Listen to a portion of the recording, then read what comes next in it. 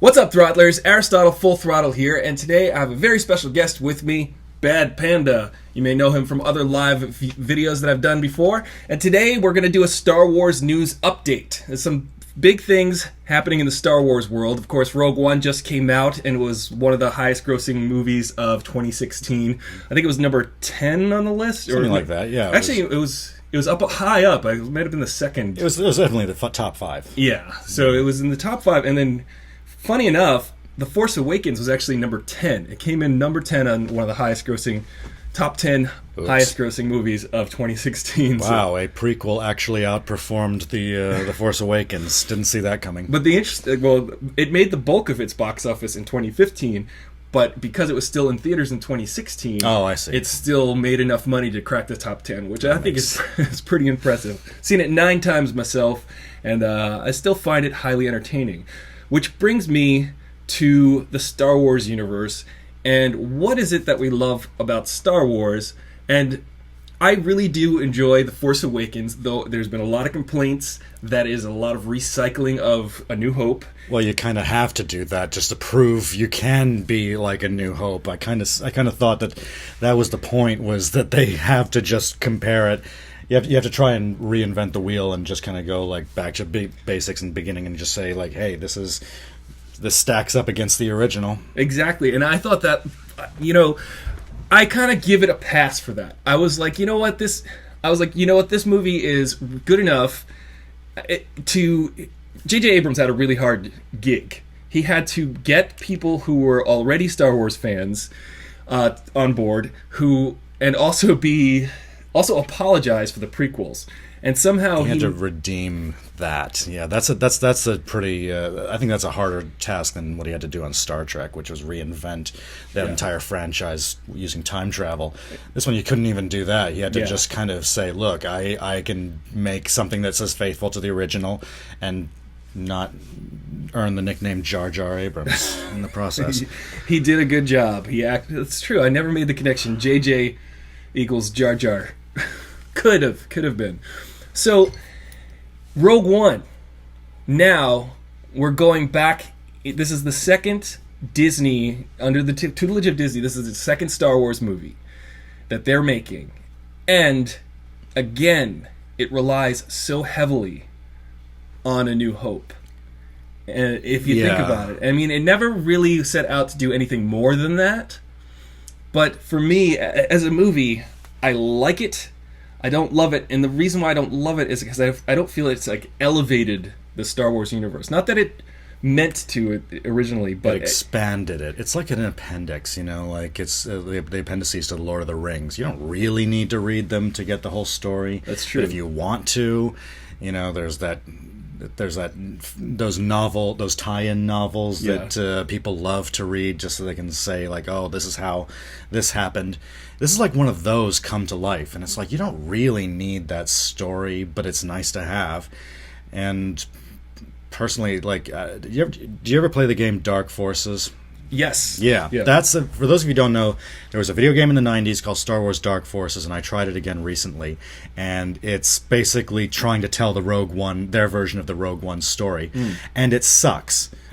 Kyle Katarn sucks. Yeah, that part you have too. one level, you go around, and then it ends with a little chyron of the screen saying, I delivered the plans to so-and-so who got it to Princess Leia. And you know what? That's not the story. Mm-hmm. That's only part of the story. And when they said that Rogue One was going to tell the story of the Death Star plans, I knew immediately, if you're not going to end it where A New Hope begins, and you said that you called it. You said it was where it was going to end, and you were right. But if it didn't end there, then it's not the complete story. Right. So yeah, that movie lived or died by how the last 10 minutes were going to fare. Exactly, and if they even left, any space, like you're saying, any room at all, they would have tried to squeeze in another prequel, I think. No, it could not end with them giving it to some general who's like, don't worry, I'll get this to the right hands. Yeah. No, it had to end up in Princess Leia's hands on board the Tantive 4 as it's escaping from Darth Vader. Yeah. And that's where we did end up. And I did enjoy seeing Darth Vader in full action. I think there's a lot of people who Wow. do. It was really impressive. The problem is, did we need to see that? I mean, I loved it. I enjoyed it. But did we need that? I think for the story, not necessarily. I think Grand Moff Tarkin really was the right choice for the main bad guy. Right. I don't think Vader's cameo was even really necessary. It was just nice to have. But at the same time, for the Star Wars brand and the franchise, let's be honest, this hasn't been scary in a really long time. Right. Not since we were kids was this guy really threatening. He's become an action figure. He's a video game character. You can play him on your Xbox. He's become a Disney mascot. Little kids get their picture taken with him, at theme parks. Yeah. Darth Vader hasn't been scary in forever. So I think for the brand, they needed to bring him back and make him truly full a form. violent, efficient killing machine. Yeah, it was cool, and not that you need anything in a film, but it was. I just feel that Rogue One, in the end, is just sort of I guess it's a thank you to fans. I guess it's just a real It is a very much a thank here you go, It's fans. A lot of fan service. We know you love certain vehicles. We know you love certain elements of the universe. Here you go. I did in retrospect. I have seen it twice. Mm-hmm. I do like that Chirrut brought he brought a little bit of a new layer to the Force when he says, Yeah. I'm one with the Force. I'm one with the Force, and the Force is with me, or Right. the Force is with me, and I'm one with the Force.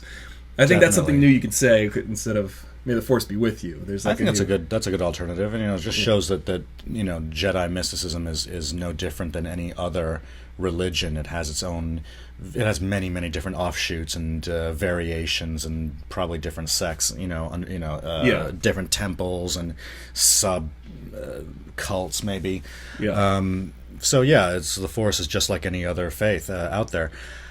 And so there was the one thing I really was not a fan of was the first half.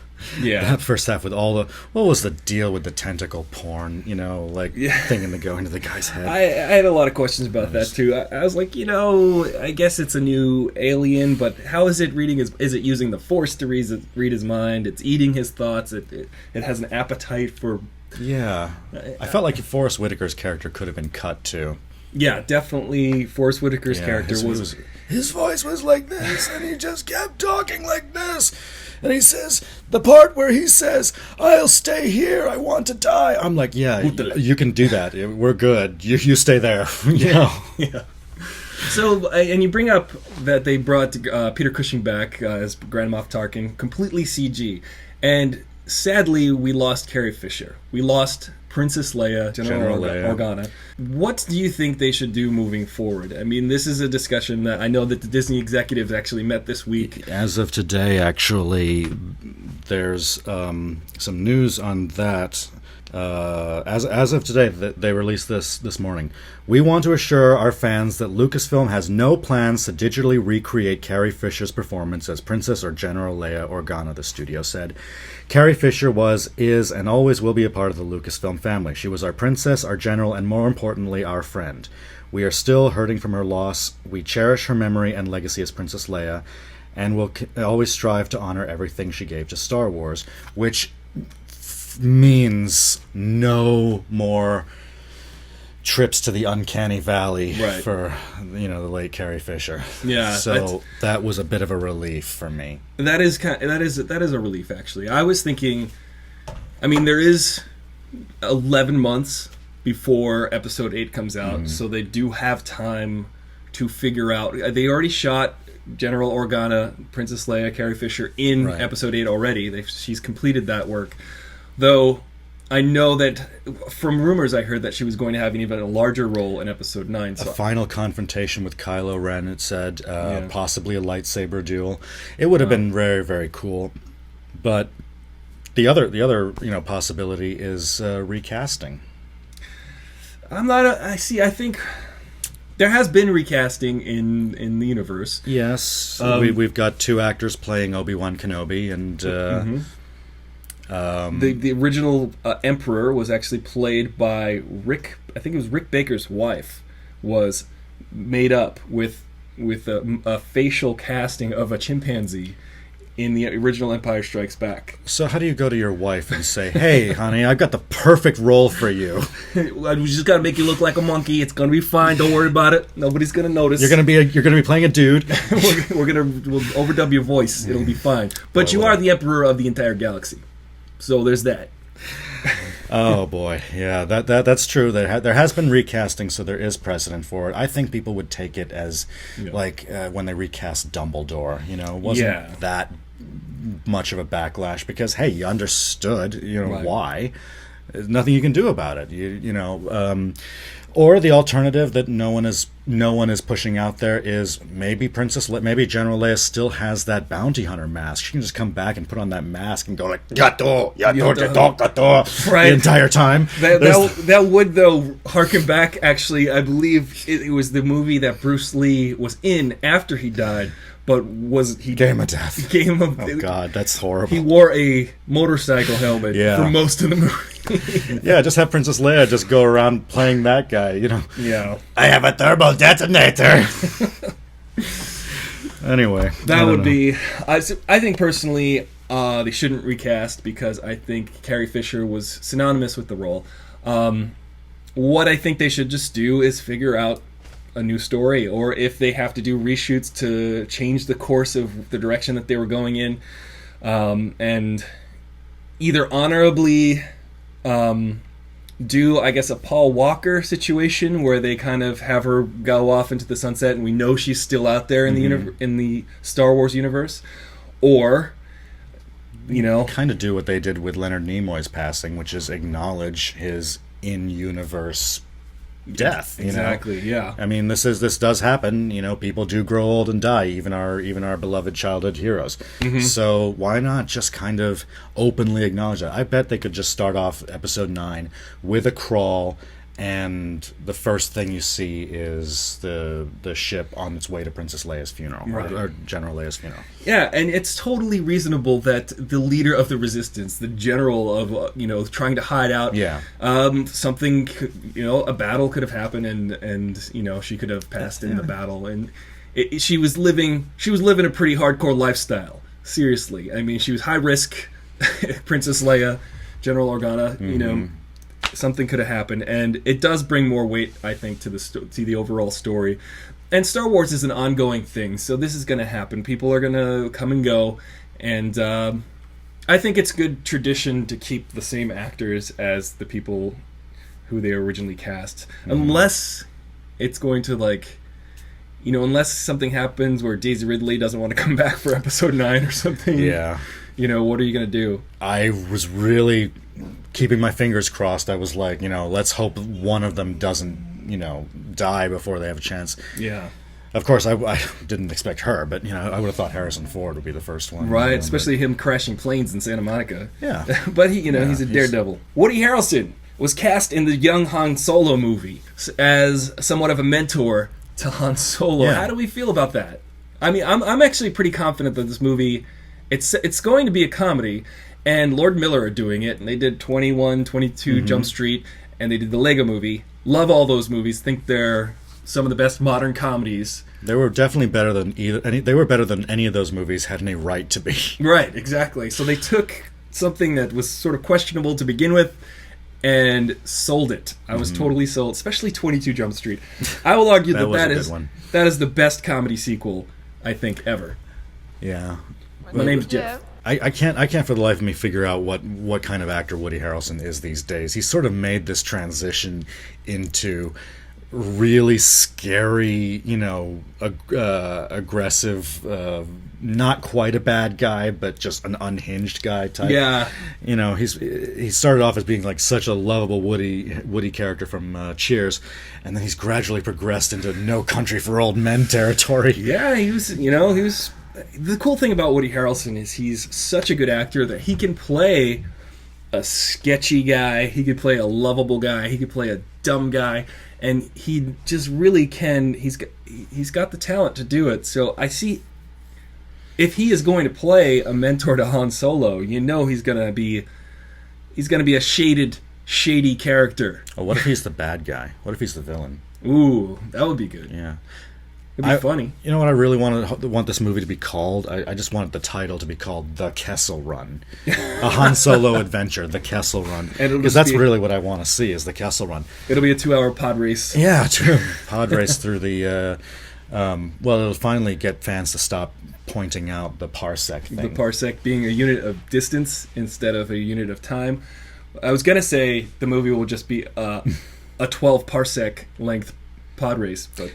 Actually, I've heard speculation about what the Kessel Run is, and it does make sense, and it sounds really cool. Oh. Apparently, it's the point A to point B, and in the middle is the Maw Cluster, this giant minefield of black holes, and it's also where the Empire. It's also where the Empire builds its super weapons, like its giant lasers for the Death Star and shit. So it can like be that. undetected, or Yeah. is it? Okay. So to go through the Maw Cluster is not a race to see who can get there in the shortest time possible. It's to see who can go the straightest, who can go cover the shortest distance possible. Oh. So to make a straight line through it would take someone with a good ship and someone like Han Solo. And this was a fan theory that I read somewhere, and I was like, okay, there's your movie right there. Yeah. That can be a great... and you've got... Lando's going to be in it. So we're going to revisit that. My only worry is, are we just going back into that sandbox of Star Wars existing characters and existing knowledge, and I hope not. Nodding to the audience? Because I hope not, because the best parts of Rogue One were actually some of the newer K2SO, I thought he was hit and miss for me. I think half the time I thought he was funny, half the time it fell a little flat. But yeah, he's like his work in iRobot. Yes, that was kind of a hit or miss. Right. That one was definitely, but I thought some of the like you said, Donnie Yen and the other guy, but I want to see more. For the Han Solo one, I'm not really. I thought I knew what I wanted to see, which was meeting Chewie for the first time, winning the Millennium Falcon in a game of Sabacc, which I believe is what that game's called. Right. And now I'm not sure, because now with Lord and Miller, I'm just like, okay, you guys go ahead. I think I'm a mere mortal. They'll take it to a really funny place. It's interesting because the Star Wars universe has always had less grandeur, and it's had a lot of humor and a lot of fun and a lot of adventure, but there's always a lot of weight to that world. So this is going to really bring it to that far end of comedy. This will be the first movie where I think the stakes were not the entire Rebel Alliance or the entire, Republic or whatever. Like this is going to be the one where it's kind of low stakes, personal low stakes. So what do you guys think? Are you looking forward to seeing Woody Harrelson in the Han Solo spin-off movie?